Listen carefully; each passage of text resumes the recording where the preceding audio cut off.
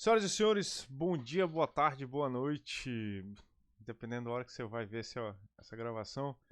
Hoje, sabadão, final de outubro já, 25 de outubro. Semana que vem, nesse mesmo horário, vai ser mais outubro, né? Já vai ser novembro, vamos ter sexta-feira que vem Halloween. Caraca, hein? A cultura do mundo entrando aqui no Brasil. Galera, bom dia para que vocês que acordaram cedo, que estão aqui ao vivo comigo. Galera, hoje é a aula de tirar dúvidas, revisão mega geral das coisas que eu percebi que vocês estão com mais coisas, mais dúvidas, tal, mais pendências. Não sei. Eu saio olhando as respostas de vocês aqui em todas as questões, galera, tá? E realmente uma coisa isso é uma coisa que a gente percebeu lá no curso de graduação de engenharia de software, né? Eu criei essa disciplina quando a gente estava no curso, porque eu percebi que ela não existia na graduação e nem como disciplina letiva, né? E uma coisa importante que a gente viu é que, tipo, a minha experiência de trabalho, né? Quando eu assumi como professor,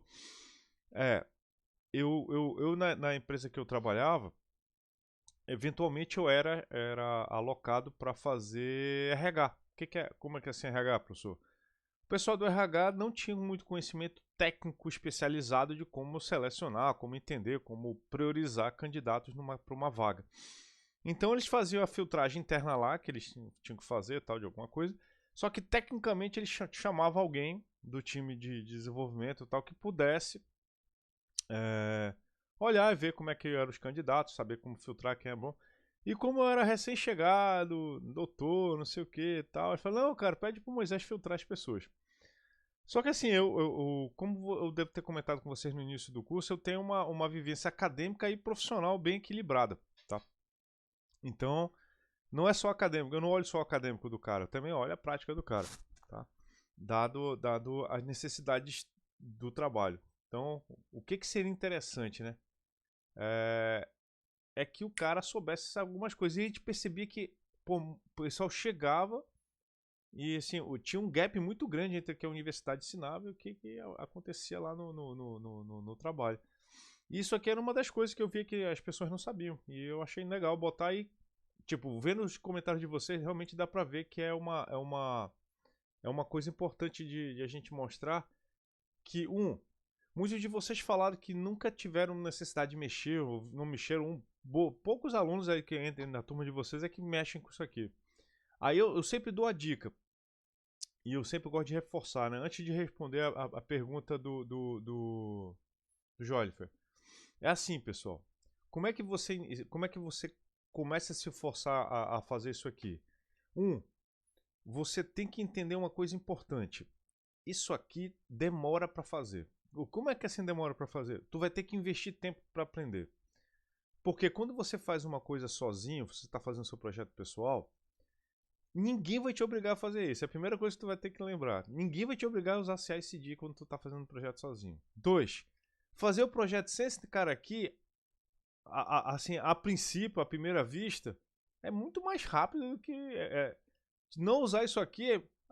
Eu faço o software, ele funciona sem isso aqui. Com certeza.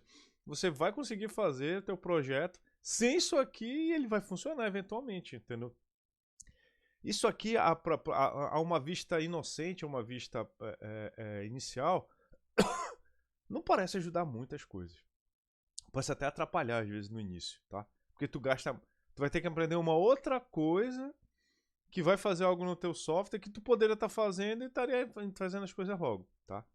Então assim, e tu tem que vencer essa segunda dificuldade, que é você entender que você vai ter que investir tempo numa coisa que a princípio não vai fazer o teu software ficar diferente. Não vai te dar não vai criar uma feature nova no teu software, entendeu? Mas aí que vem o ponto todo. Esse tipo de coisa aqui se paga depois. Como é que ela se paga depois? Quando o teu software começa a ficar complicado, começa a ficar grande, se você obviamente vai treinar, o teu software não vai ficar desse jeito. Mas você aprende as boas maneiras de, quando você for trabalhar num projeto grande, num projeto com muita gente, isso aqui, cara, vira lei. Aí quando você não sabe, não é que vai te atrapalhar, mas assim, vamos botar na mesa um monte de currículo, tá? Um monte de portfólio. Tipo, hoje em dia, o que eu avaliaria num candidato, tá? Eu vou olhar o currículo do cara, olharia o currículo do cara e olharia o portfólio de projetos dele, tá? Dentro do portfólio de projeto dele, eu não vou avaliar somente se ele sabe fazer software. Como ele faz software. Esse como é que faz a diferença hoje em dia. Por quê? Você vai ter muita gente que sabe fazer as coisas, mas tem gente que faz de qualquer jeito, lambançando, não sei o que, e tem gente que faz com técnica, com processo, sabendo usar a ferramenta. Aí tu pensa assim, pô, quem é que eu trago pra equipe, cara? Entendeu? Eu posso até trazer o lambanceiro, mas ele tem que saber uma coisa que, cara, ninguém sabe. Agora, se ele souber uma coisa que todo mundo sabe, o que vai diferenciar quem é que faz essa mesma coisa que todo mundo sabe fazer, mas de forma organizada? Aí eu vou trazer o cara que tem um portfólio onde ele soube usar CI e CD. Entendeu? Essa aqui é a diferença toda. Vamos lá agora, vamos ver aqui. O Júlio fez umas perguntas aqui, ó. Professor, sobre todo o processo de CI/CD, após fazer todas as etapas, lint, testes, build, etc., a montagem da imagem no Docker Hub, certo? Após essa montagem, como poderemos ter múltiplas versões desse mesmo sistema? Staging, demo, produção, seriam pelas matrizes? Não necessariamente, olha, como é que você tem várias versões deles? Se você lembrar lá do primeiro módulo, que a gente tem o curso de CI/CD, a gente tem o curso de controle de versão, lembra que tem o curso do Git? Quem define isso vai ser aquela parte do Git, e isso é uma coisa que eu gosto de... Se vocês viram comentar aqui na parte de introdução, né? Esse módulo, ele é a continuação direta daquele módulo que vocês viram lá no iniciozinho de Git, tá? Porque aquele cara implementado é que permite fazer integração contínua. Então, qual é o ponto todo? Quando você monta os teus branches, entendeu? Você pode ter o branch do staging, você pode ter o branch de demo, tu pode ter o demo de produção, entendeu? O demo de produção a gente normalmente estabelece, tipo, se tem uma versão nesse branch aqui, ela tá na produção. É o main. Em tese é o main, tá? Em muitos lugares, tá? Em outros lugares tem lá o deployed, entendeu? Tem um branch chamado deployed. Tipo, ele passou por vários branches, chegou lá, se tá naquele lá é o que tá na produção. Aí o cara sabe, pô, o último que... antes desse cara aqui, isso aqui é a versão anterior dele. Então, se tá comitado naquele cara, aquele cara ali tá na produção. Então, é como você organiza o teu sistema de branch é que vai dizer para ti. Porque aí tu pode dizer, olha, se comitar... isso aí na quarta aula que eu falo a gente fala de deploy, né? Se comenta sobre isso. Tipo, você pode automatizar, porque assim, o deploy automático, ele é é o santo grau do CI/CD. O que é? Pô, o cara comita num certo lugar, aquela parada vai aparecer em produção em alguns momentos. Porra, loucão, porque comitou lá, vai testar, não sei o que. Tá tudo zero, tá tudo show de bola. O software vai derrubar o software antigo, vai colocar o software novo no ar e tal. É o deploy automático. Esse cara aí, ele é o mais difícil de fazer, tá? Mas por que esse cara existe, né? Porque tem sistemas que não é só subir um módulo. E isso aqui é a parada toda. Por exemplo, tem sistema que tu vai subir, que tu tem que subir softwares em certas vamos dizer assim, precisa de um ensaio. Como é que é assim? Tipo, eu vou subir uma versão 2 do meu sistema. Cara, primeiro eu tenho que subir o sistema de autenticação. Aí depois eu tenho que subir o sistema de usuários. Depois eu tenho que subir tal coisa. Tem que subir as coisas numa certa ordem. Se tu subir na ordem errada, não funciona. Tem que subir numa certa ordem. E tu não pode subir assim, subiu, não. Tem que subir, esperou, o sistema deu ok, agora eu posso subir a outra parte. E assim por diante, tá? Então, assim, como tem esse negócio aí, deploy é uma arte, tá? E depende do sistema. Tipo, tem sistema que você sabe, né? Primeiro tem que subir o banco, depois tem que subir o back. Aí por último eu subo o front-end. Pô, beleza, isso aí quase todo mundo entende que funciona desse jeito, mas tem sistemas que tem coisinhas a mais ali no back, não sei o que não pode subir de qualquer jeito, tá? E aí você tem que estabelecer as prioridades, as ordens, aquele negócio todo. Principalmente quando o sistema tem segurança. Quando o sistema tem coisa de segurança, as paradas de segurança elas têm que entrar primeiro. Por quê? Porque elas é que vão verificar se está subindo certo, se aquele cara está autenticado, vai passar um token para ele de verificação, alguma coisa correta, aí o sistema sobe de forma certinho. Então tem essas paradas também. Mas esse negócio das múltiplas versões acontece quando você controla por via branch. Essa é a forma mais tradicional. Tipo, caiu num certo branch, aí inicia um processo automático relacionado àquele branch. Tanto que no GitHub Actions, quando a gente tá mexendo, vocês lembram, né, cadê aqui? Deixa eu abrir esse cara aqui.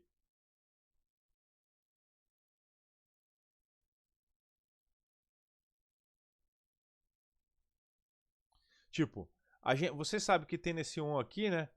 On push, você tem aqui, como eu mostrei para vocês, você tem a capacidade de dizer push em que diretório. Aí você pode falar, pô, se for no diretório de dev, faz tal coisa. Se for no diretório de teste, tipo, tu pode ter um diretório que é o de carga de teste de carga. Tipo, se tu pegou aquele software e joga ele, comita um pedaço dele, ou coloca uma versão dele no branch de teste de carga, é feito um teste de carga naquela versão do software.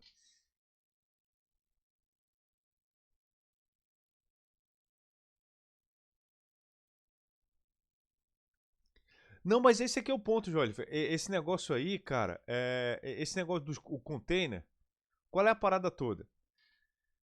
A ideia é automatizar. Lembra que a parada é automatizar, tá? Como eu falei agora no início da aula, você pode fazer essa parada toda sem CI/CD. Tipo, tu pode criar container sem usar CI/CD, pô. Tu tem um Docker, um arquivo de Docker build e tal. Tu pode fazer as coisas tudo na mão, entendeu? Quando o cara faz isso somente usando o container, ele tá fazendo na mão, ele não tá usando CI/CD, tá? É porque esse aqui é o ponto todo. CI/CD, a galera acha que eu vou usar tal ferramenta, eu tô usando CI/CD. Não, usar a ferramenta não significa que você tá usando CI/CD. Usar a ferramenta significa que você tá usando a ferramenta. CI/CD é uma filosofia. E que filosofia é essa? Se vocês lembrarem da primeira aula, é automatizar. CI/CD é coisa automática. Então, assim, quando o cara vai pegar, o cara gerou um container na mão e ele vai passar para tal coisa, vou gerar esse container aqui, vai passar para tal stage, não sei o que, ele está fazendo na mão. Porque ele está na mão, esse container aqui agora vai sofrer um teste de carga, esse container agora aqui é tal versão, tal. Ele está fazendo na mão. Agora, quando esse cara aqui, eu vou comitar esse negócio e a partir daí ele vai gerar o container e o container vai ser deployado em tal lugar, aí você fez automatizado. Então esse aqui é o ponto todo. A ideia do CI/CD é a única coisa que é manual é a única coisa que pode ser manual, que é desenvolver o software. E olha assim, o pessoal da IA já tá até matando isso já, né? Então assim, mas a única coisa que a gente imagina, tipo, o que deve guiar o processo todinho é a gestão da versão. Lá no início, tipo, tanto que você sempre vai falar, pô, se não tem gestão de versão, então não tem nada disso na frente. Todo o sistema de controle de automação do processo, qual é a base dele? Controle de fonte. E outra coisa que eu gosto de lembrar pra caramba, galera, assim, isso aí eu não sei se eu chego a enfatizar isso muito nas aulas, mas assim, aqui é um momento bom de enfatizar, a gente não faz isso somente com software. Como assim, professor? A gente está muito acostumado a fazer controle de versão com fonte do nosso programa, né? Vou fazer fonte do meu script, do JavaScript, do TypeScript, vou fazer fonte do Python, fazer fonte dos meus arquivos de configuração, beleza. Mas sabe qual é uma coisa tão importante quanto fazer controle de versão desse cara aí? É tu ter um diretório da documentação do teu sistema, tu ter um diretório da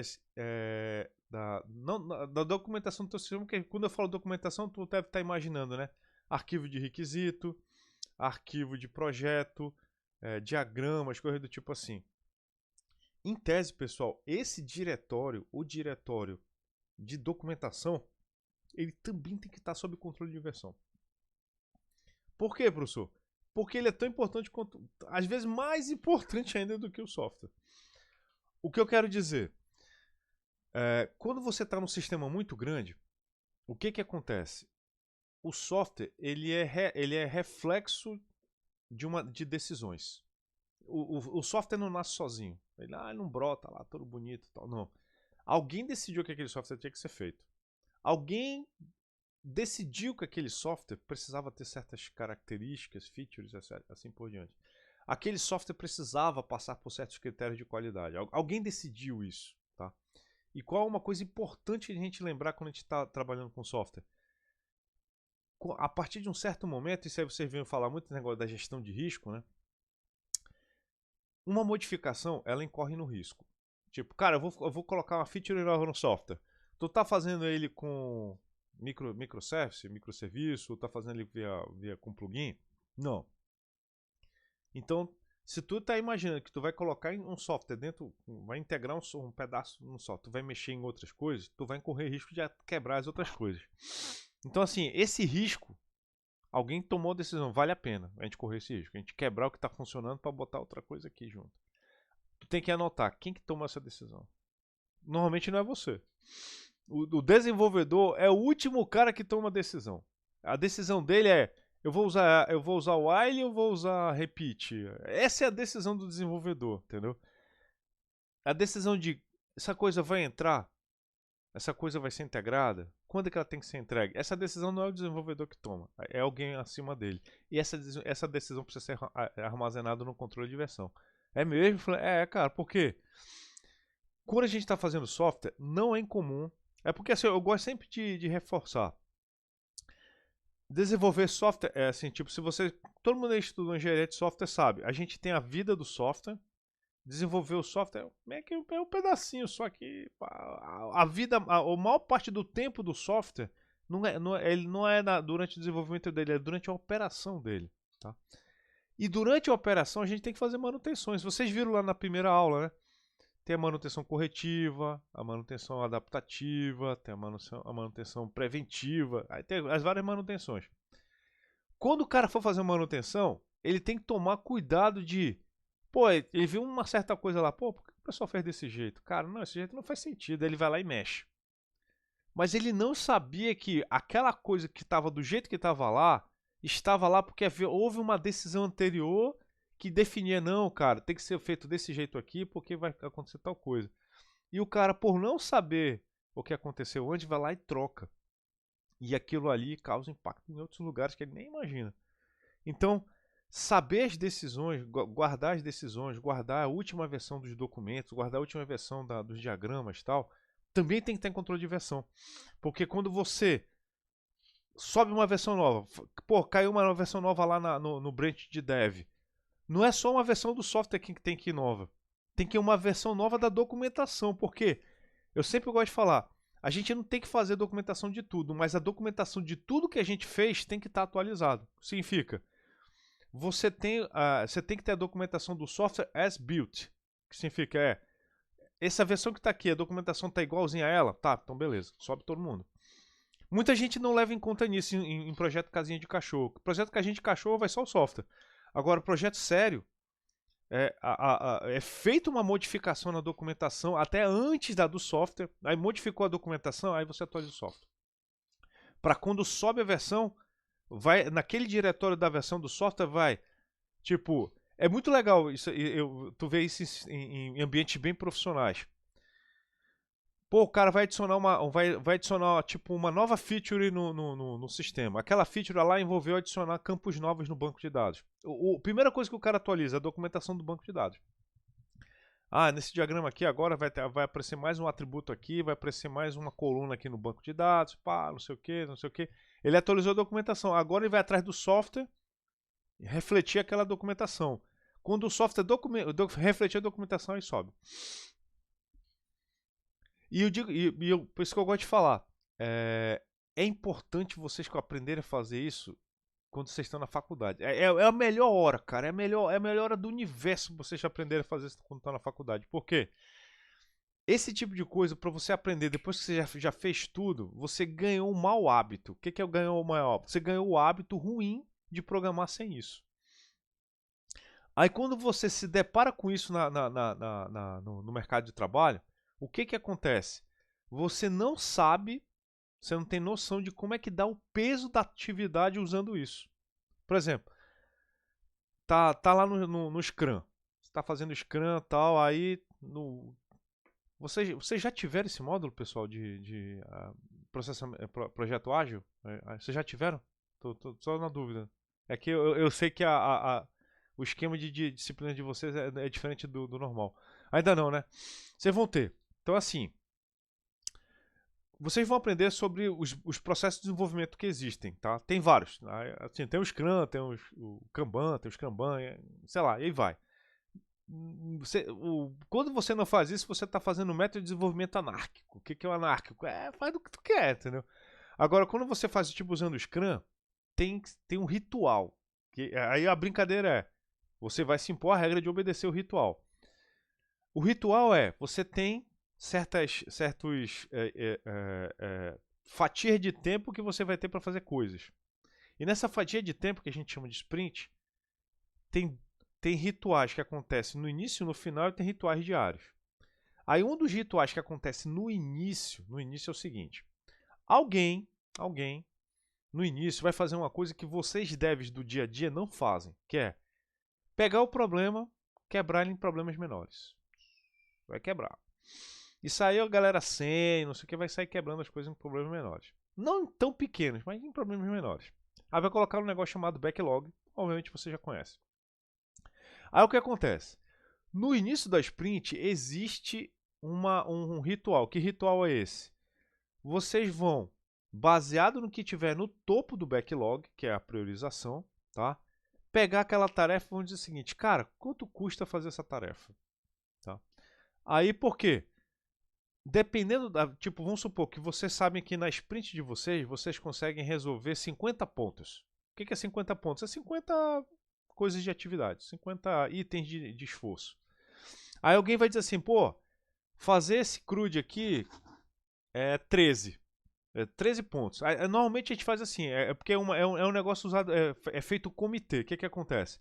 Aparece uma atividade que o líder da equipe põe no quadro e diz, galera, quanto é que vocês acham que custa isso aí? Aí vocês têm tipo normalmente a galera usa um baralhinho que é com o número na série de Fibonacci. Tá? 1, 2, 3, 5, 8, 13, 18 e vai. Normalmente para no 13. Aí a galera levanta a cartinha com a quantidade de pontos que ele acha que chega mais perto naquela atividade. Tipo, o cara fala, pô, aquela atividade ali é uma atividade de 5 pontos. Aí ele levanta a cartinha de 5. Aí outro cara acha que é aquela atividade de 8. Aí outro levanta 8. Aí o que acontece? Quando tem uma equipe, todo mundo levanta sua cartinha para dizer quanto custa aquela atividade.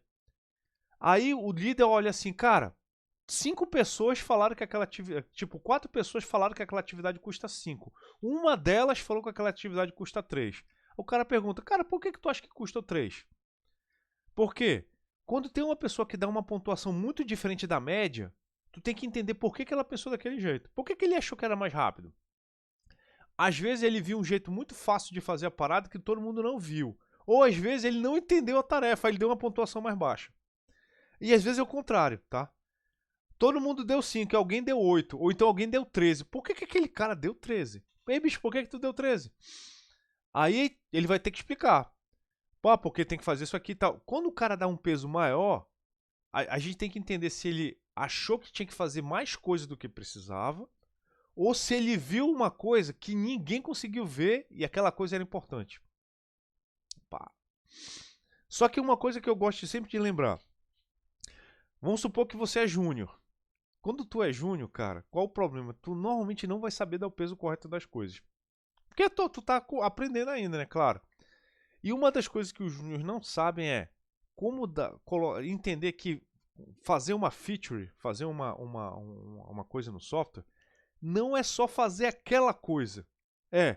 Pô, eu vou fazer aquela coisa com teste unitário, eu vou testar todos os casos para aquela coisa. Eu vou estudar, porra, aquela parada ali, tipo, eu vou fazer, sei lá, uma feature de, sei lá, eu vou processar uma imagem procurando extrair features de uma imagem. Tá. Eu vou saber quais são os casos de teste que preciso passar por ela. Quando eu vou pegar uma imagem fora de tamanho, eu vou pegar uma imagem fora do formato, vou pegar uma imagem codificada errada, não sei o quê.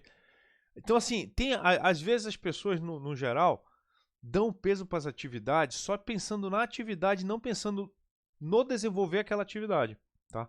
E aí é que vem o ponto. Quando você usa CI/CD, é esperado que você faça algumas coisas a mais do que simplesmente colocar o peso da atividade em si. Que é isso que o desenvolvedor, tipo, depois disso aqui a gente vai ter que jogar na branch e tal, vai ter que fazer tal coisa, eu vou comitar todo dia, vou ter que fazer merge com tal coisa. E o cara às vezes não lembra disso. Aí aquela atividade que era 8, o cara dá peso 5. A atividade que ela era 13, ele dá peso 8, entendeu?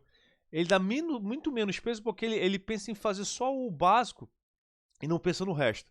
O que eu gosto, assim, qual é a maior analogia que eu gosto de dizer para vocês?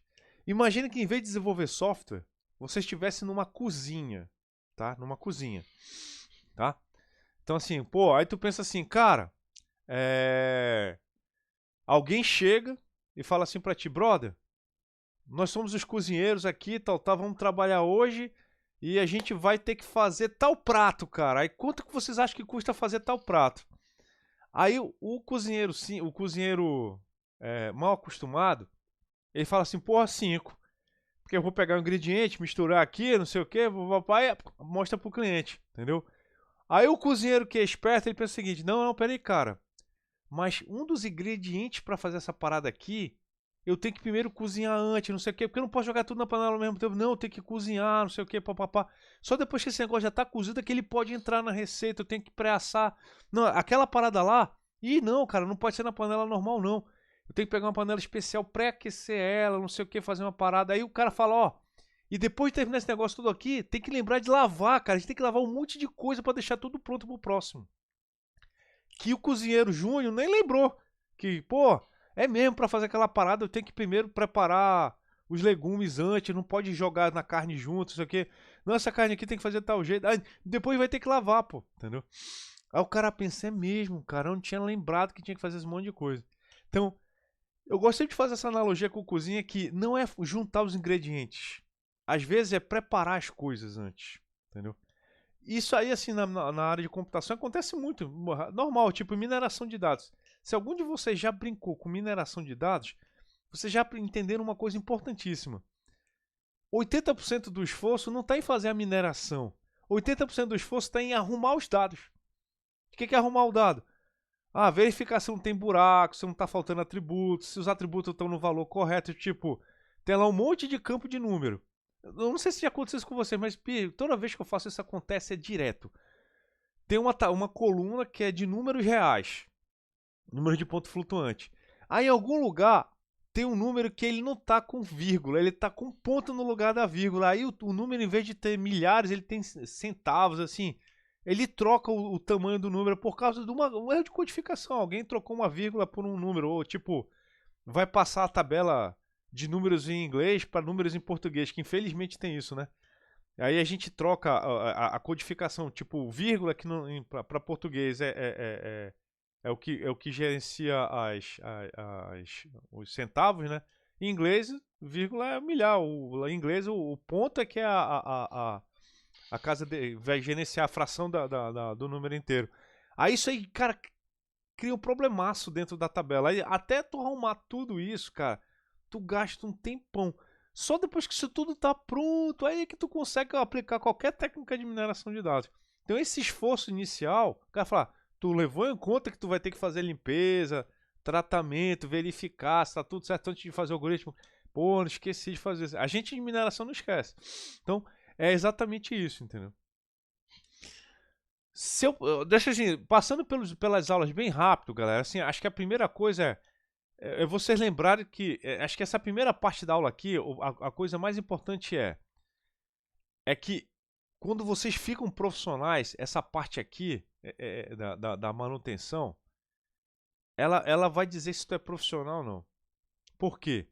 Imagina tu chegar pra um cara e falar, cara, fazer o software pra ti vai custar tanto e anualmente vai custar tanto pra mantê-lo.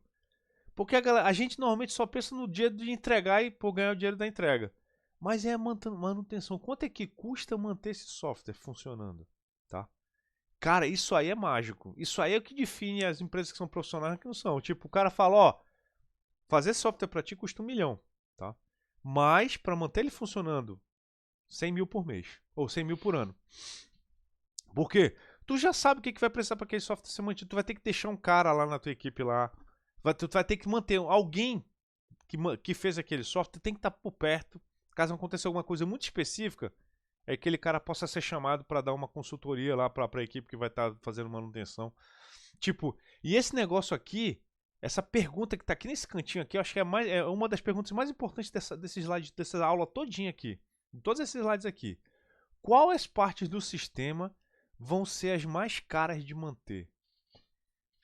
Todo o sistema, back, front e banco de dados, tem áreas que são muito rápidas e fáceis de manter e tem áreas que são complicadas de manter. E se você nota que você vai ter que dar manutenção com frequência numa área que é cara de manter, aí tu tem que ver se tem que botar esse custo aí.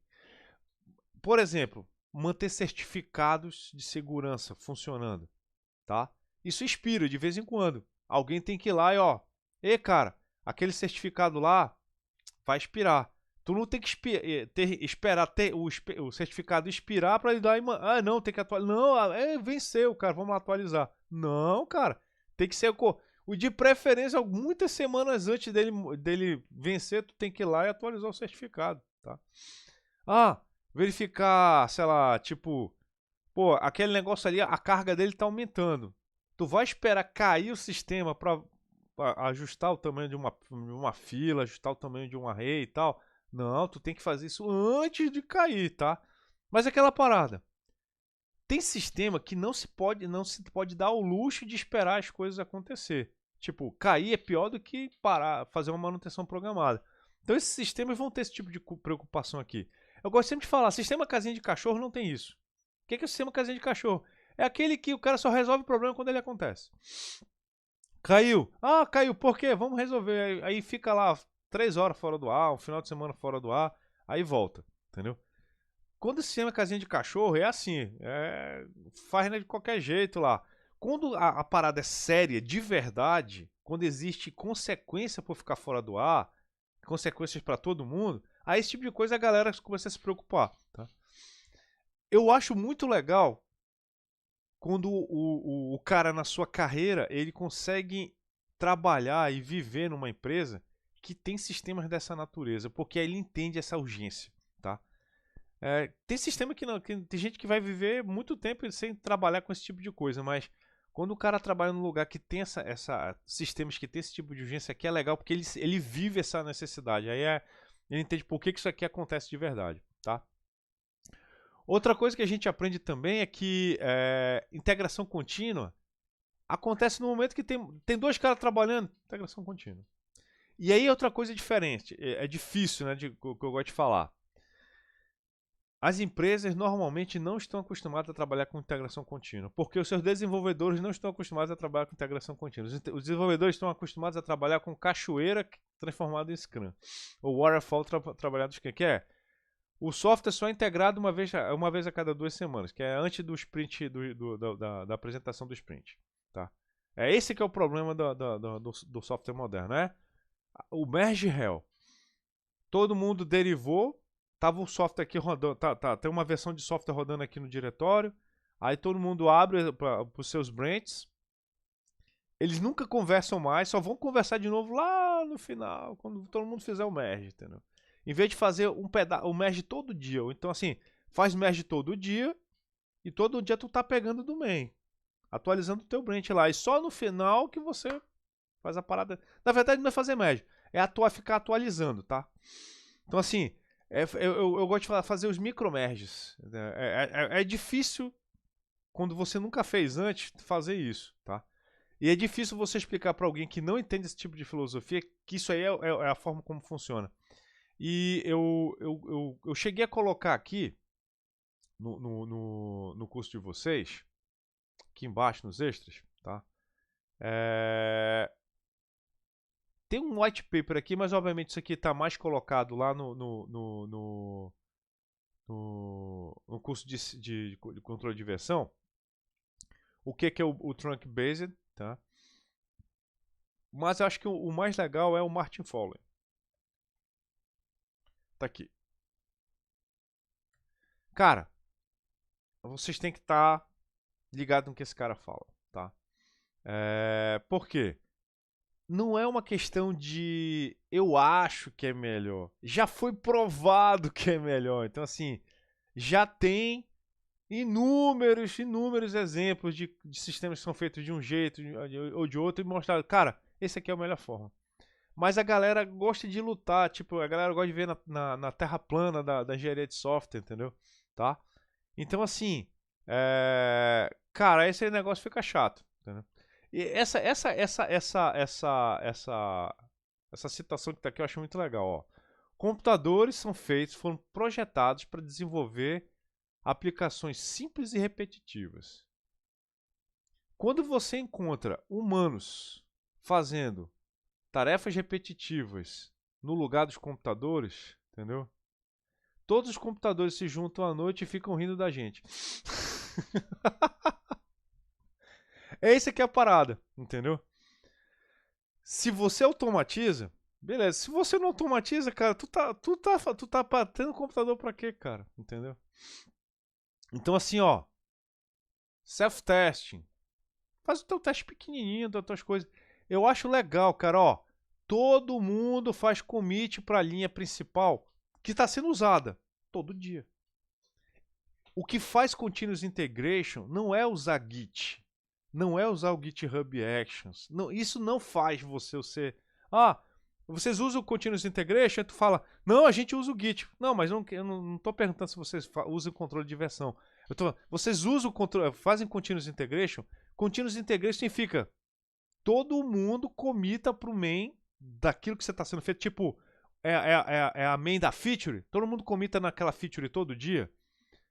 Faz main. Todo mundo faz commit na branch todo dia. Isso aí é integration, tá? Olha aí, ó. Semi-integration. Entendeu? Não é continuous integration.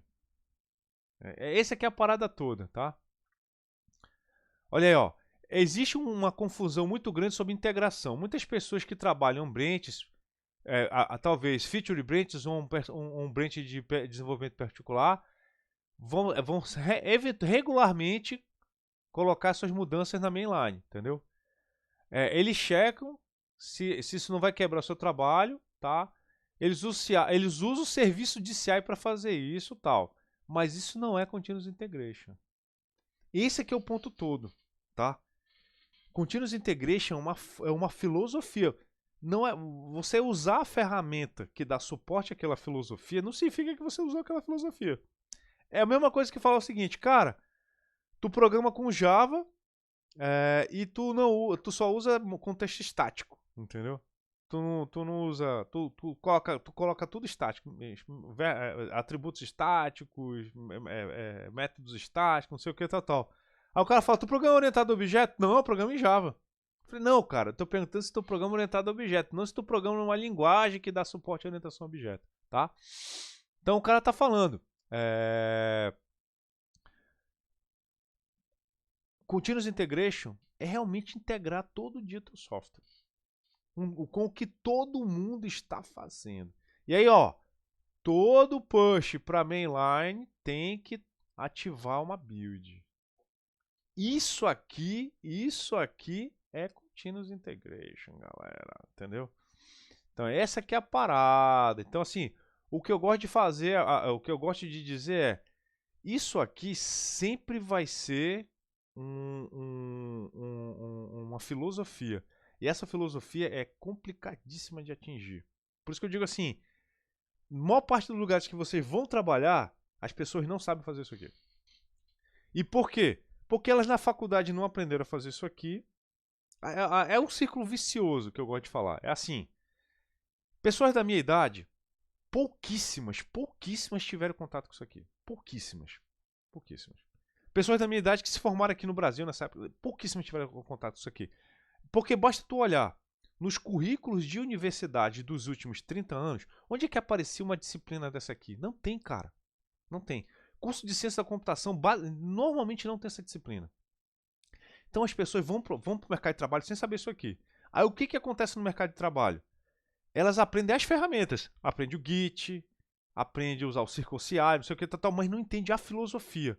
Então, ela continua repetindo aquilo que ela aprendeu quando ela chegou no trabalho. E quando o pessoal chegou no trabalho, eles aprenderam aquilo que o chefe dele trabalhou, que era cachoeira. Então os caras vão adaptando a cachoeira o máximo possível para as ferramentas e para as metodologias e ambientes de trabalho novos. Mas a filosofia que está lá incrustadinha na cabecinha dele ainda é o cachoeira, que é uma fase atrás da outra. Tipo, fazer o teste.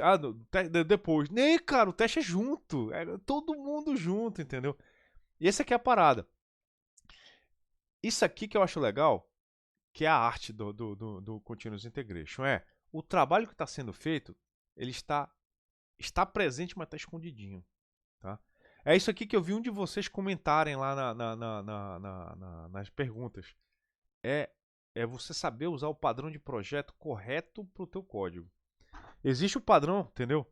Que é o Keystone Interface, está aqui, ó. O que é o Keystone? Você tem uma feature que ela é habilitada por um parâmetro. Esse parâmetro pode estar no código, o ideal é ele estar no arquivo de configuração. Por que eu acho legal estar no arquivo de configuração? Vamos supor que tu está fazendo o teu software aqui no Branch e tem um arquivo de configuração que está junto com o controle de versão, tá? Olha o que é legal. Nesse arquivo de configuração ele diz, vamos supor que tu tem 3 features, feature A, feature B, feature C. Legal? Aí, feature A, ele diz, ok, enable, feature 2, enable, feature 3, enable. Aí tu começa a fazer a tua feature, tá? A feature D. Quando tu puxa, começa a fazer a feature D. No final do dia, quando tu voltar, tu vai voltar tanto o teu código, quanto um arquivo, uma nova versão daquele arquivo de feature. Vai aparecer feature D disable. Por quê? O teu código, quando ele faz o build e começa a rodar, ele olha aquele arquivo. E ele diz, eu devo habilitar minha feature? Não. Ou devo habilitar minha feature? Sim. Se no arquivo de configuração está escrito disable, então ele vai disable lá para main. Quando você está programando no teu negócio, na tua área, tu troca aquele arquivo para enable. Aí tu dá build, compila, ele está rodando, porque ele lê lá, habilita. Aí está funcionando tudo direitinho. Mas quando tu comita de volta, lá na produção, está escrito disable. Lá na develop está escrito disable. Ele não habilita. Então, o software está presente no código, mas ele não está habilitado. Mas o que isso é importante? Porque a outra pessoa que está trabalhando no projeto, quando ela puxar o código para ela trabalhar, o teu código vai estar lá. Então, assim, aquelas pequenas mudanças que você faria, que a pessoa só ia ver lá no final do sprint, ela já começa a ver desde o comecinho. E ela pode chegar contigo e perguntar, cara, eu vi que tu tá trabalhando uma feature nova lá, tal, tu mexeu tal coisa ali, não sei o que, papá. Tem problema de eu fazer tal coisa? Você já começa a se integrar no segundo dia de desenvolvimento. Não, você não vai esperar. Vamos entregar o software amanhã. Bora integrar? Não, isso não vai acontecer só lá no final. Vai acontecer todo dia. Essa que é a parada. E esse que é o desafio, entendeu? De mudar a cultura. E esse que é o ponto todo de fazer CI/CD de forma eficiente. Como é que você muda a cultura? Isso aí, galera, tem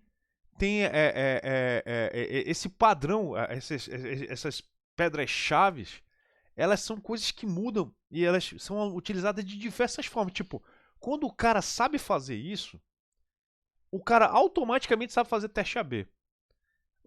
Levanta a mãozinha aí entre as meus incríveis testemunhas dessa aula.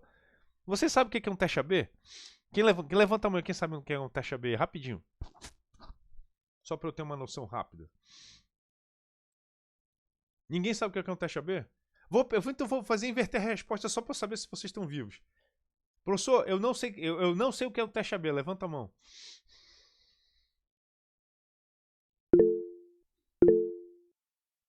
Só pra ter noção que vocês estão vivos. Que não tem um monte de bot de inteligência artificial vendo a aula. Tá aí, olha aí, ó. Pode baixar, pessoal.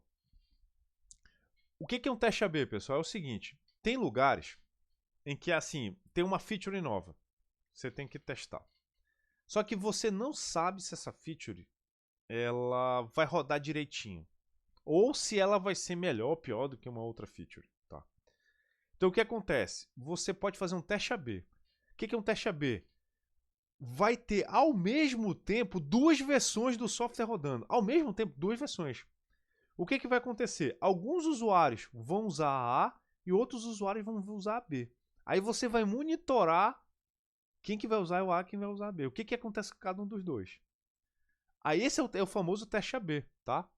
Tá aqui, ó. Esse que tá aqui, ó. Habilitar Continuous Integration Feature Flags também são usados para fazer AB testing. Tipo, olha um exemplo clássico que eu gosto de dar, que a gente usou lá no Ecomp, né? Quer dizer, as startups que tiveram lá no Ecomp tiveram sucesso.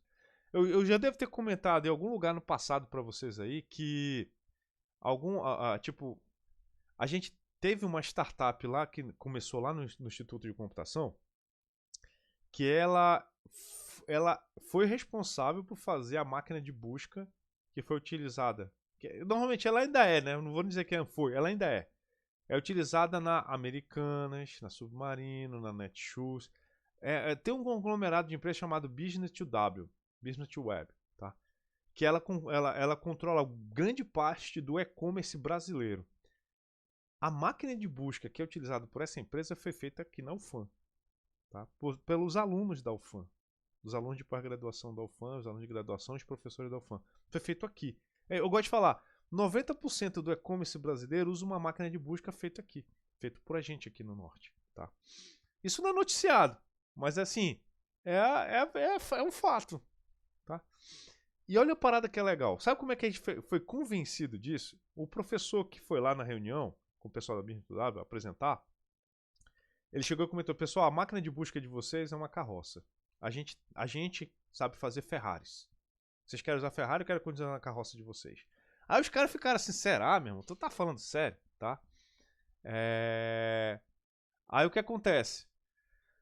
Faz um teste. Aí o que eles fizeram? Eles fizeram um teste AB. Eles pegaram, fizeram assim, tipo, 80% dos clientes dele continuaram usando a máquina de busca deles. Só que 20% dos clientes eles mandaram usar a máquina de busca que o pessoal aqui da UFAM fez.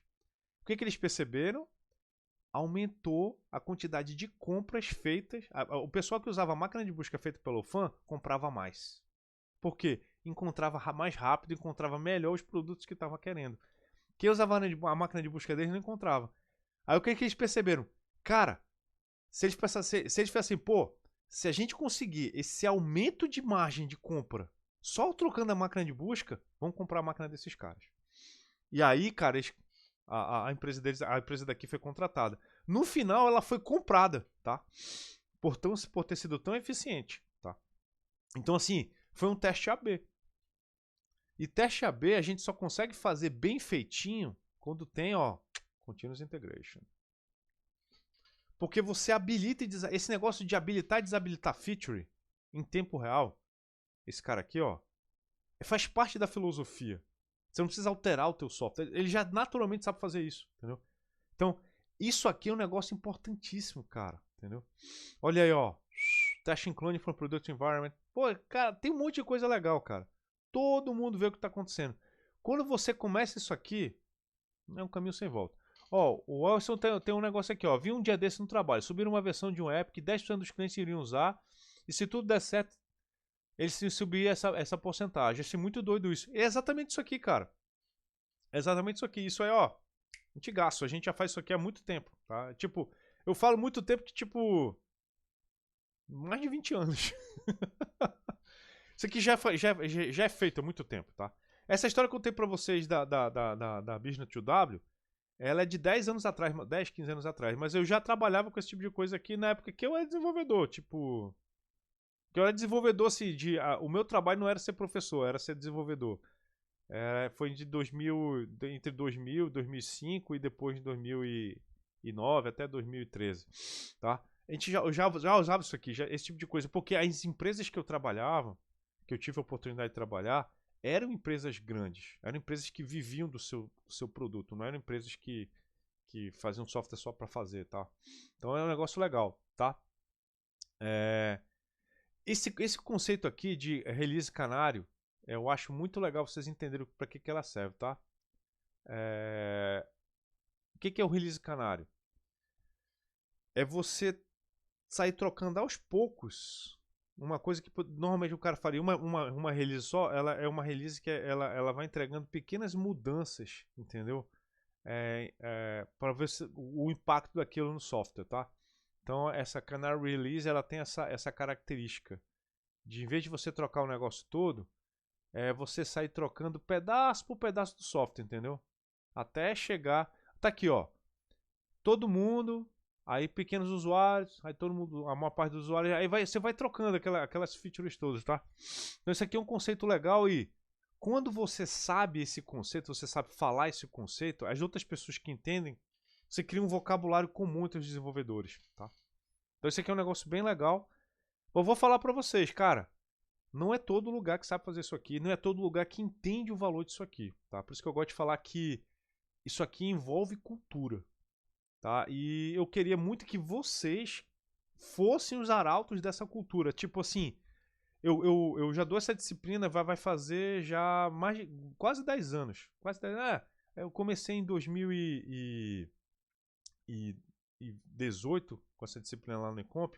Daqui a pouco vai fazer 10 anos, estamos com 7 anos dessa disciplina. Eu gosto de falar para os alunos. Eu acho que vai mudar a cultura quando eles começarem a ser os líderes, quando eles começarem a ser os gerentes, tá? Porque os gerentes de agora dificilmente dão valor para isso e não entendem isso aqui, tá? Eles não entendem isso aqui, eles têm um mindset diferente, tá? Então assim, esse cara aqui é a parada que eu digo que vocês vão ser os caras que vão mudar a cultura disso. Por quê? A minha ideia é que vocês sejam os primeiros a querer colocar isso aqui, a achar que isso aqui é importante, entender que isso aqui é importante, saber vender que isso aqui é importante para os outros, tá? Porque aí Continuous Integration vai começar a ser uma coisa que a galera vai começar a falar. E aí as pessoas vão começar a ler essas coisas aqui, tá? Principalmente entender pipeline, tá? Tipo, esse negócio aqui, cara, de vencer isso aqui, ó, essa cultura resistente à mudança, aqui já é aula 2, tá? Só de vocês saberem botar isso na mesa, já vai começar a vencer essa resistência que eu digo que existe hoje no mercado de desenvolvimento de software. Por causa muito de mau hábito dos desenvolvedores e, tipo, eventualmente a galera aprende a programar na internet, não sei o quê. Não usa isso aqui, cara. O pessoal tem mal. O pessoal que aprende a programar sozinho, desculpa quem aprende a programar sozinho, eles não entendem isso aqui porque quando você entra na linha de aprender a programar sozinho, você aprende a programar sozinho, mas você não aprende a desenvolver software.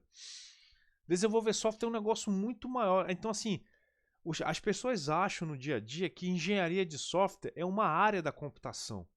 Tipo assim, eu sou bom de programação web e tal, não preciso aprender engenharia de software. Eu sou bom em banco de dados, não preciso aprender engenharia de software. Eu sou bom em computação quântica, não preciso aprender engenharia de software. É o maior erro de todos, tá? Todo mundo tinha que saber engenharia de software e o que gosta de fazer especificamente. Se o cara for um especialista em engenharia de software, ele vai estudar melhorias nos processos, de como organizar isso aqui melhor e tal, mas todo mundo tinha que saber engenharia de software, porque ela governa a nossa vida. Não adianta você fazer software sem engenharia. Engenharia é método, engenharia é teste, engenharia é qualidade. Então, assim, engenharia de software, galera, é vida, é pra nossa área. Assim, pô, eu tenho que ser um ótimo desenvolvedor back-end sabendo engenharia de software. Acho que essa é toda a parada. Acho que a mensagem desse slide dessa segunda aula, junto com o Continuous Delivery, tá? De pipelines, esse tipo de coisa aqui, cara, a galera entender que isso aqui é engenharia de software. E que ela tem que estar presente na tua vida no dia a dia, cara. Porque pipeline é a organização das tuas coisas. Tipo, isso aqui, ó. Compilar, executar testes, isso aqui. O que tu tá fazendo aqui? tu tá fazendo um processo de engenharia de software, tu tá automatizando o processo de engenharia de software, mas se você não sabe engenharia de software, tu não vai saber nem pra que isso aqui serve. E esse é por isso que eu digo assim, engenharia de software tem que estar tu tem que começar a ler livro do Pressman, livro dos principais autores e das principais pessoas que trabalham na nossa área, tipo o Martin Fowler. Ou então vocês irem naquele canal que eu comentei aqui embaixo, ó, o Modern Software Engineer. Galera, você é desenvolvedor de software, tem que estar ligado nesse canal, cara. Tem que estar ligado nesse canal, tá? Por quê? Você vê o canal não com a questão de que ele tá te dando uma aula, questionando também, tipo, tu pode concordar com algumas coisas que ele fala, algumas coisas que ele não fala, mas tu tem sempre que lembrar, tu discorda por quê? Porque tu acha ou porque tu tem fatos para contrapor aquilo que ele fala? Eu acho muito legal a gente entender esse cara aqui, por exemplo, esse cara aqui ele tem muita conhecimento da área, porque ele é um cara que, tipo, o Dave Forley, ele é um dos grandes caras da área de engenharia de software, cara. Entendeu? E nesse canal ele traz pra entrevista, às vezes o Martin Fowler aparece aqui, cara. Entendeu? Todo mundo que tá aqui, galera, não são grandes influenciadores, né? Porque eles não influenciam. Eles são grandes caras que entendem a área, são estudiosos da área, tá? Então, assim, olha que é o bacana. Você vai no canal desse aqui, tipo, e ele explica pra você algumas coisas dando exemplos reais, tipo, tu entender por que o Cyberpunk atrasou tanto, entendeu? Ele vai explicar. Imagine poder criar. Que era problema de CI/CD interno, não fazia teste adequado, não sei o quê. Cara, é muito legal você ver que, pô, aquilo que você tá aprendendo tem um uso, bicho, e a falta do uso daquilo ali causou problema no software real, entendeu? Então, eu acho bacana que isso aqui te dá munição para você entender muita coisa, entendeu? E, obviamente, vai te questionar algumas coisas, tá? Eu acho muito legal você entender muitas dessas coisas aqui, tipo, explicando aqui a diferença entre projeto de software e arquitetura, que eu gosto de falar muito com meus alunos. Por que, tipo, ele aqui, vocês vão ver que ele vende muito a ideia de integração contínua. Ele não gosta do Git Flow por causa disso. Entendeu? E, obviamente, ele vai dizer que tem projetos que isso aqui encaixa melhor, tem projetos que não encaixa melhor, tá? Pull request, ele vai te explicar.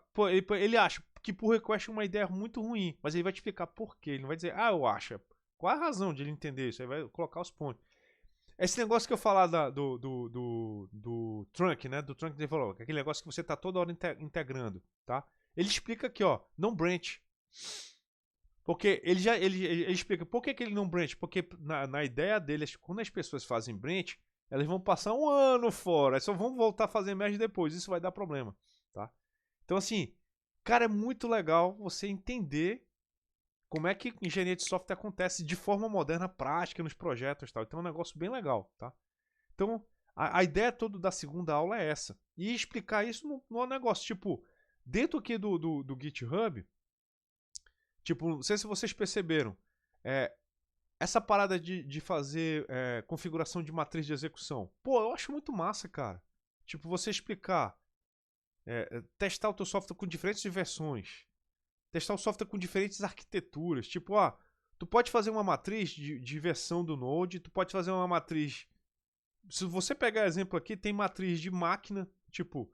Eu posso fazer tu pode... Vamos supor que tu faz um software em JavaScript, tu quer saber se ele rodaria bem num servidor Windows, se vai rodar bem no servidor Mac, se vai rodar bem no servidor Linux. Tu pode fazer esse teste aqui, cara. Entendeu? É muito legal, eu acho fantástico ter esse tipo de coisa aqui. E eu acho legal dar uma perspectiva para vocês de... Se vocês conseguem fazer até tudo que está na aula 3, que é a entrega contínua, que eu gosto de falar que é entrega. Por quê? Entrega é usar container, tá? Então, assim, tipo, você conseguiu fazer as coisas com entrega contínua, tá? Testando tudo direitinho, fazendo cobertura automática, tal, aquele negócio todo. Você não precisa nem fazer o deploy automático, mas você deixar o software de modo que, pô, basta baixar o container e rodar, o software tá rodando. Pô, cara, tu já fez um passinho só para fazer um deploy. E para software pequenininho, que eu digo assim, para projeto de faculdade, para projeto pequeno de pesquisa, de um PIBIC, de um PIBIT, não sei o que. Cara, se você chega nesse ponto aqui, cara, tu tá com um portfólio de maturidade muito bom em desenvolvimento de software. O que eu quero dizer? O pessoal do meu hands-on, o pessoal do hands-on que tá fazendo comigo agora na turma 5. O que eu falei para eles que eu queria? No mínimo. Galera, no mínimo. Eu quero que o projeto de vocês, o cara faz build. O que faz parte do build? Primeiro faz um lintzinho, tira os defeitos de programação, faz teste as funcionalidades, faz teste unitário, se possível teste de integração, faz o build da parada, testou, bacana, tá funcionando. Joga num container e deixa a imagem pronta num certo lugar. Por quê? Vamos supor que você precisa fazer a apresentação do software para alguém. Tu precisa fazer build na tua máquina? Não, já tem uma imagem pronta rodando dele lá no Docker Hub. Baixa a imagem e roda. Porque, não sei se já aconteceu isso com vocês. Vocês vão fazer uma demonstração. Ah, cara, o build não tá pegando. Não, tá dando um erro de compilação aqui. Pô, cara, por que isso, brother? Era só fazer o build da versão correta e deixar lá a imagem. Baixa a imagem e roda. Aí não vai acontecer pau. Acabou, bicho. A imagem tá rodando, o software tá lá. Um negócio bonitinho, entendeu? Então é esse que eu acho que eu quero vender aqui, entendeu?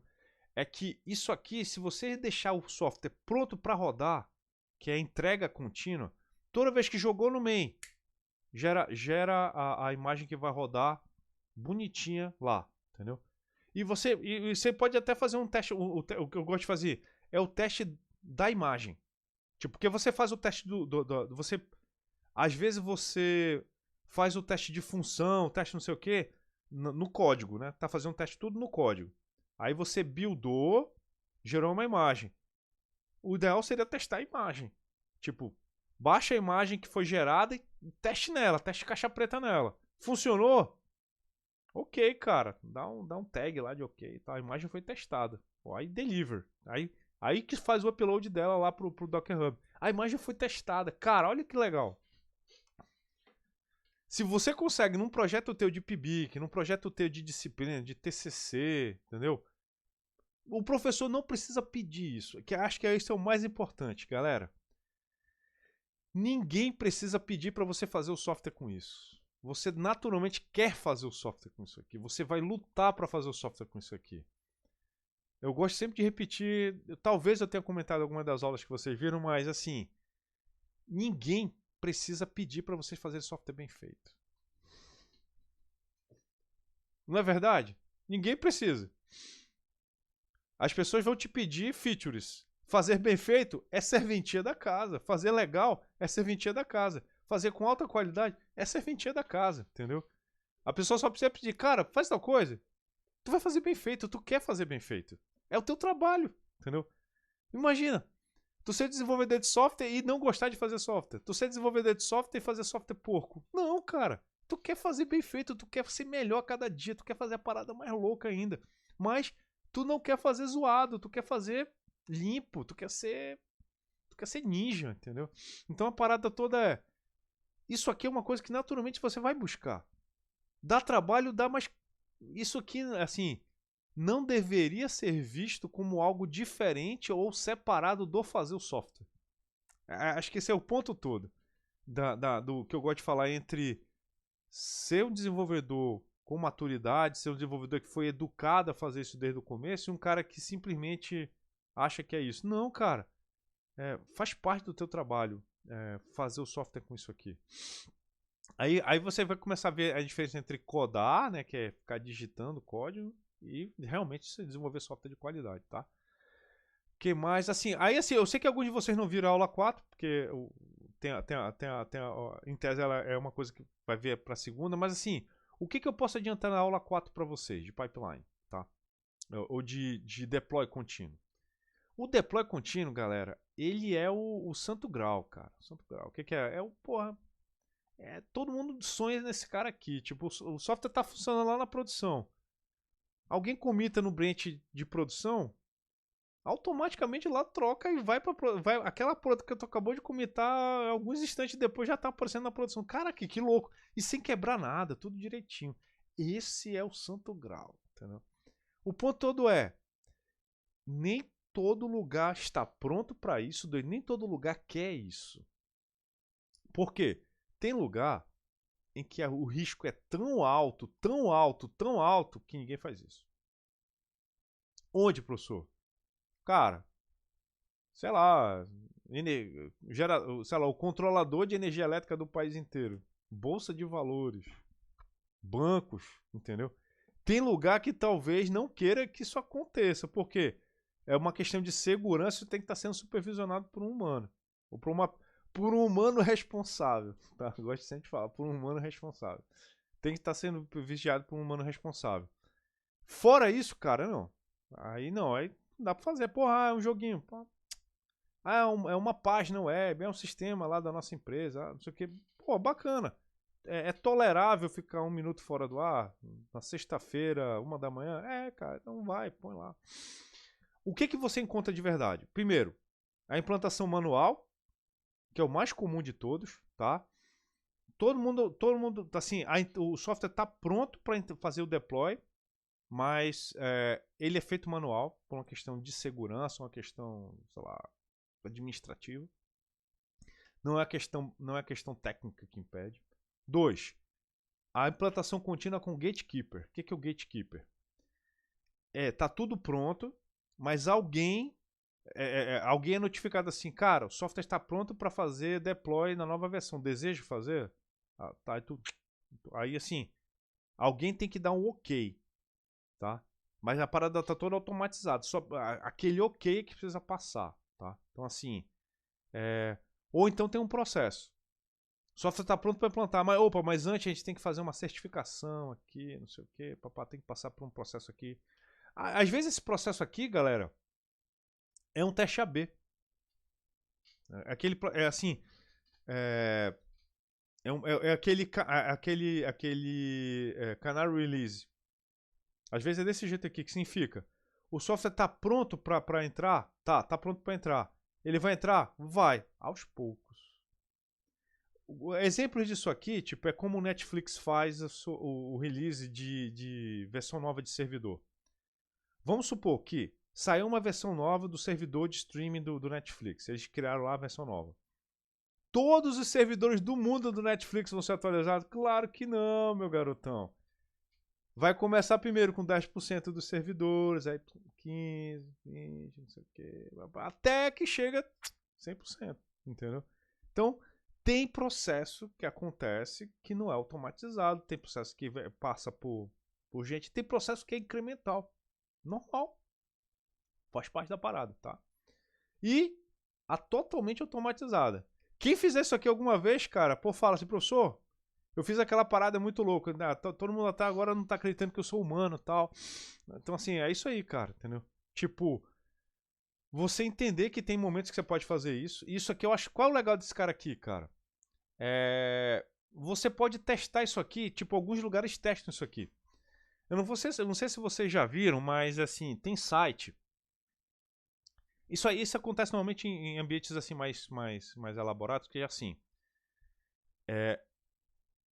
Toda quinta-feira ou toda quarta-feira de madrugada, o site de teste, o site interno é feito o deploy automático nele. O que acontece? O cara testa o processo de deploy num site ou num sistema que não é o de produção, tá?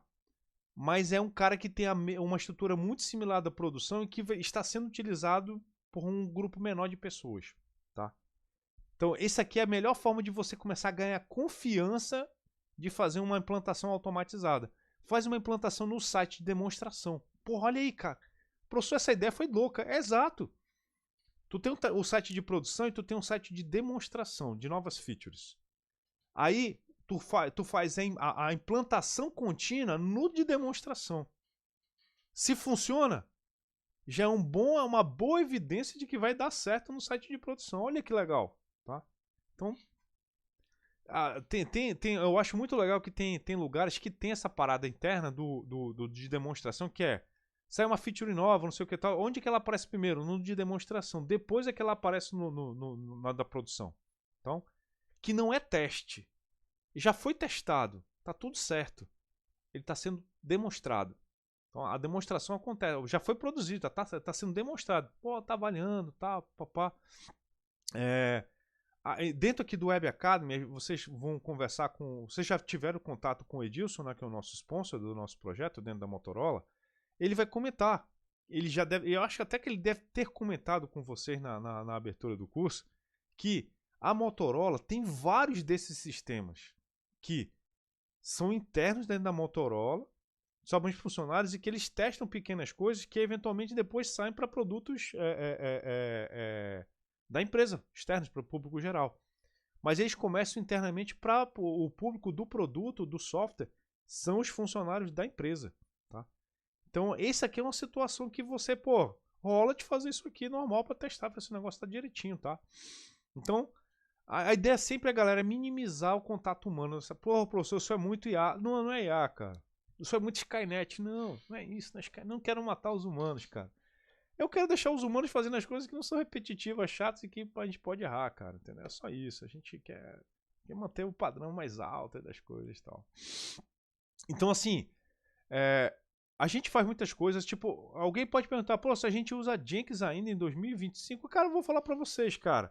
Tem ferramentas muito melhores? Tem, cara. Mas ela tem uma vantagem muito boa, cara, que eu digo pra vocês. Tem muita coisa dela pronta. A documentação dela é farta. E ela tem uma coisa que eu acho fantástica. Cara, tu não pode usar essa parada na web. Tem que usar tem que usar um ambiente fechado. Tá? Jenkins. Tu baixa o software, configura um servidor local, fechado, sem internet. Tu não precisa de internet. Tu tem uma máquinazinha sobrando, um laptop teu sobrando, faz o teu servidor ali de CI/CD, cara. Já era. Compilou. Assim, no curso de Git vocês já aprenderam que vocês podem fazer um servidor de Git local. Vocês têm um Jenkins. Imagina, tu faz um servidor de Git e tem um servidor de Git local. Pô, acabou, brother. Se o Jenkins está de olho naquele teu Git, um servidor de Git, tu faz um push lá numa branch, o Jenkins vai lá e... Tu pode fazer todo um laboratório de CI/CD na tua casa com um laptop teu jogado que tá aí no canto aí, tu pega ele, instala um Linux nele e enrola. É leve, cara, isso aqui é leve, tá? Aí você faz uma parada dessa aqui, vou te falar, brother, tu faz um negócio desse, tu vai virar a menininha dos olhos de muita empresa. É um negócio que é difícil encontrar gente que tem controle disso aqui, tá? É bem legal. Eu queria fazer isso aqui eu queria fazer uma vírgula aqui para falar do Spinnaker. O que é o Spinnaker, galera? É o seguinte. Eu falei ainda agora do exemplo da Netflix por uma razão. É porque existe uma plataforma, um framework de delivery, entrega contínua, multi-cloud. O que é isso, professor? Imagina que tu tem um servidor que ele tá ele tem várias cópias dele espalhadas no mundo inteiro, tipo a Netflix, tá? A Netflix criou o Spinnaker e ela tornou ele um software livre, cara. Olha a parada louca, cara, entendeu? É um gerenciador de aplicação e de deploy, cara, tá? Por quê? Para você entender que você já tem coisas que estão prontas que te ajudam a encontrar como fazer um pipeline de entrega de software que está deployado em vários lugares e você pode fazer a atualização deles automatizada, tá? Então, olha a quantidade de gente que usa o Spinnaker, tá? Então, assim, e ele é suportado. Isso aqui é um projeto open source, é suportado por uma galera, cara, entendeu? Então, assim, porque isso aqui é uma característica de software moderno, distribuído, tal, software em nuvem. Então, assim, quando a gente sai da casinha de cachorro, cara, tu vê que o mundo é feito de gente doida, cara. Então, assim, eu diria pra você, se você estudar esse cara, tipo, quiser, eu diria assim, porra, o meu sonho é ver um aluno meu de TCC falar, porra, professor, eu queria fazer um TCC fazendo só um protótipo tentando usar esse Spinnaker. Eu falei, cara, eu ia pirar, cara, entendeu? Porque esse maluco ia ser contratado por um monte de gente doida, entendeu? Por quê? Isso aqui, cara, é feito por empresas grandes e você entender como usar esse tipo de coisa, cara, te põe na frente de tanta gente, cara, que é um negócio assim absurdo, tá? Então assim, lindo, entendeu? Eu gosto de mostrar a pontinha da iceberg pra ver vocês irem atrás, é um negócio bem bacana, tá? Quem mais? Spinnaker. Aí tá assim, tô falando como comenta aqui no código, durante as aulas. As plataformas de cloud vão ter esses caras todos preparados, né, de alguma forma, tá? Então tem muita coisa legal. Mas o desafio sempre é esse aqui, né? Gerenciar a configuração, está toda hora aprendendo, porque é uma área que está completamente em evolução, entendeu? E cultura. Eu acho que essa cultura que é um negócio maior, tá, cara? Eu acho que você entender que isso aqui é uma coisa que envolve mudanças, entendeu? E a gente entender que isso aí faz parte do processo é o negócio mais difícil, tá? Então, assim, dentro do curso, para vocês, assim, o que eu comentei, né, antes, fazendo até uma observação. O laboratório 4 de vocês não precisam fazer a parte do cloud, tá? Eu comentei com vocês, mas eu vou reforçar aqui, tá? O laboratório 4, vocês não precisam fazer a parte de cloud dele, tá? Vocês só precisam fazer o seguinte, cara. Tipo, faz até o setup do Google Cloud e morre aqui. Se você quiser ir à frente e terminar, faz, cara. Entendeu?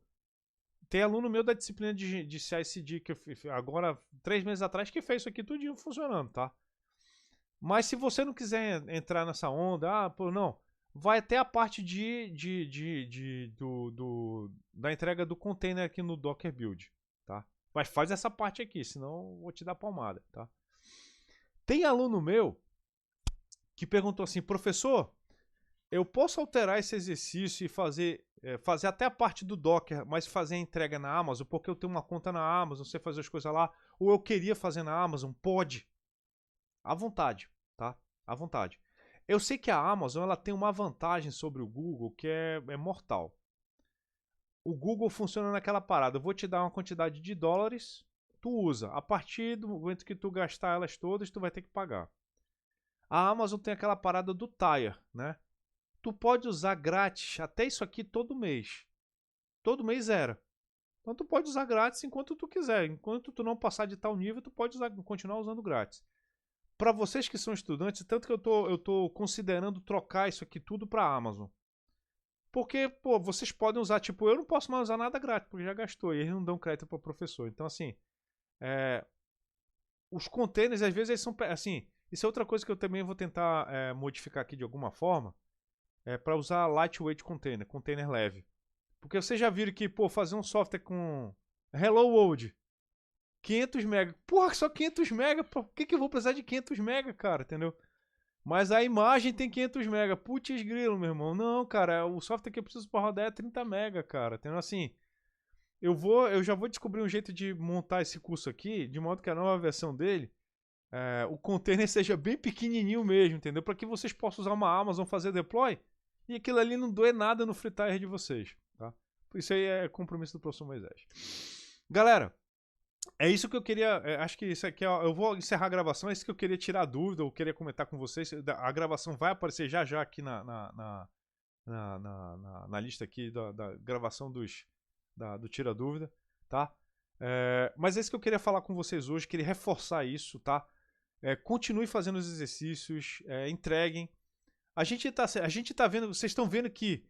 Acho que agora vocês que estão ficando no curso, ó, tem 8 alunos presentes aqui no momento, tá? Vocês viram que o curso filtra. Começou com uma galera, mas vai filtrando, entendeu? O Web Academy é isso, entendeu? Ele filtra. Ele é um curso difícil. É por isso que ele tem um selo da UFAM, ele tem um selo do ICOMP, entendeu? Ele filtra. Se você chega no final, tem um cara diferente, entendeu? Tem um cara diferente. Porque a gente filtra. Não é só técnica, não é só codificar. É determinação, é persistência, é querer fechar a parada, entendeu? Então o Arcanjo falou bem, a camisa pesa, cara, essa camisa. Se vocês souberem o nome que tem aqui atrás, eu sou do time, ó, Professor Pacito, cara. grandes jogadores. Tem gente que tem camisa do Cristiano Ronaldo, tem gente que tem camisa do Messi. Eu tenho a camisa do professor Pacito, cara. Grandes jogadores do século XX, cara. Tô aí, cara. Então, assim, só querendo avisar pra vocês, tá? Então, assim, por isso que eu digo, esse processo filtra tá chegando com pouca gente no final, mas eu tenho certeza que vocês vão montar uma equipe que vai conseguir fazer um hands-on, cara. Entendeu? Então, e esse que é o ponto. E vocês vão conseguir entregar. Então, é porque se vocês chegaram até aqui, é que vocês querem até o final. E vocês estão conseguindo dedicar tempo, dedicar energia pra isso, entendeu? E a ideia é cansar mesmo, Renan. A ideia é cansar. Eu não vou mentir, não. O ponto todo desse negócio aqui é: vocês, quando terminarem, vocês vão saber fazer coisas e vocês vão conseguir transmitir isso para as outras pessoas. Vocês vão ser um ponto de mudança de cultura. Principalmente no lugar onde vocês estão, cara. E que acho que esse que é todo ponto, tá? A gente tem muitos aqui na capital, cara, mas a gente sabe, cara, tá muito desequilibrado. Precisa ter gente. Cara, a gente sabe, o nosso estado é um país, cara. Na verdade, o nosso estado é maior do que a maior parte dos países que tem no mundo, entendeu? Então, assim, e tá muito desequilibrado o polo. A gente tem muita coisa aqui na capital e, cara, e vocês aí têm demandas equivalentes, cara. E vocês sabendo esse tipo de coisa aí, vocês vão fomentar coisas que vão levar essa massa crítica a aumentar. Então, assim, eu acho fantástico o trabalho que, assim, a responsabilidade desse projeto é gigante. Então, vocês vão ter uma responsabilidade muito grande também. Da gente ter uma segunda turma, da gente chamar gente que queira ir até o final e tal. Então, acho que esse aqui é um negócio legal da parada funcionar, tá? Senhores, deixa eu encerrar minha gravação. Obrigado a todos. Daqui a pouco vai pro YouTube.